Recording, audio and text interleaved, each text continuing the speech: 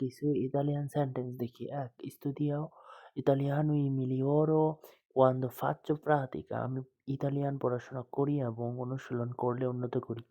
Studi a casa ma capisci meglio quando sei concentrato. মানে ইংরেজিতে বলে কনসেনট্রেশন যেটা।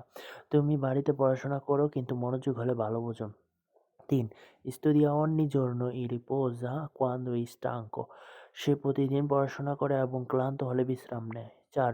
Studiamo insieme a parliamo quando finiamo la lezione. আমরা একসাথে পড়াশোনা করি এবং পাঠ শেষে কথা বলি। Ho studiato molto e ho superato l'esame quando ero pronto. আমি অনেক পড়াশোনা করেছি এবং প্রস্তুত হলে পরীক্ষায় পাশ করেছি। ঠিক আছে? তারপর ৬. Studiavo poco মানে আমি পড়াশোনা করতাম কি? খুবই কম। Ma capivo কিন্তু বুঝতাম। Quando ascoltavo bene যখন আমি ভালো শুনতাম। তারপরে ৪, ৫, ৭ number Studierai di più e riuscirai quando avrai tempo. তুমি বেশি পড়াশোনা করবে এবং সময় পেলে সফল হবে। ৮.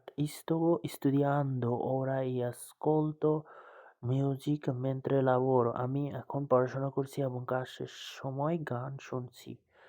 ৯. Stanno studiando insieme ma si fermano quando sono stanchi. তারা একসাথে পড়াশোনা করছে কিন্তু ক্লান্ত হলে থামে।